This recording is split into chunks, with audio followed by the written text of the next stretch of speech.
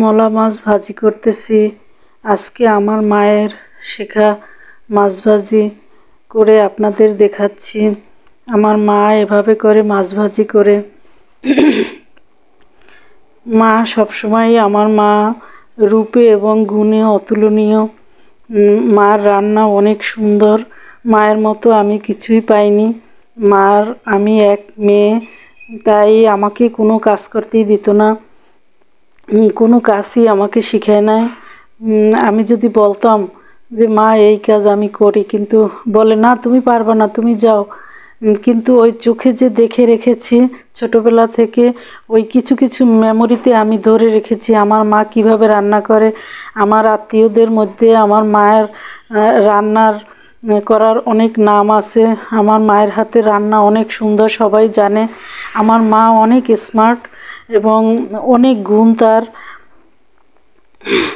এভাবে করে দেখেছি আমাদের খাওয়াতো, ওইভাবে করে আমিও চেষ্টা করি, কিন্তু তার মতো হয় না। চেষ্টা করি যে তার মতো রান্না করতে।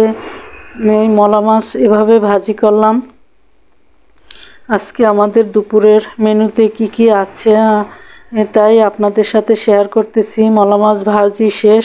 মলা মাছের মাথা আমি কেটে রেখেছিলাম। মলা মাছের মাথা সহ রান্না করলে মাছটা খেতে অনেক কষ্ট হয়, ঘিস ঘিস লাগে দাঁতে। এই জন্য মাথাটা আমি কেটে ফেলে দেই নাই, রেখে দিয়েছি। দেখেন আমি কি করতেছি। মাথাটা দিয়ে পেঁয়াজ দিয়েছি, কাঁচামরিচ দিলাম, তেল দিয়ে বসিয়ে দিলাম, লবণ দিলাম একটু, তারপরে সামান্য একটু হলুদ দিয়ে দিয়েছি। এখন মাথাগুলো আমি ভেজে নেব, ভেজে তারপরে এগুলো ভর্তা করব। দেখাচ্ছি এই যে মলা মাছের মাথাগুলো আমি এখন ভেজে নিব, ভালো করে ভেজে নেব। চিন্তা করলাম এগুলো ফেলে দিয়ে লাভ নাই, এ দিয়েও একটা সুন্দর একটা আইটেম করা যায়।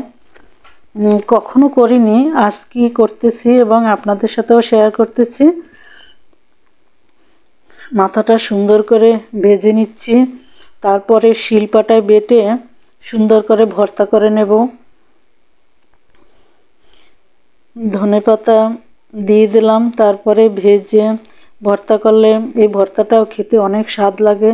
আপনারা এভাবে করে মলা মাছের মাথা ভর্তা করে খাবেন এবং আমাকে জানাবেন কেমন লাগে। আমার এভাবে ভর্তাটা অনেক ভালোই লাগে। তারপরে রান্না করেছি চিংড়ি মাছ দিয়ে লাল শাক। আমাদের দুপুরের মেনু আজকে কেমন হলো বন্ধুরা জানাবেন। Thank you.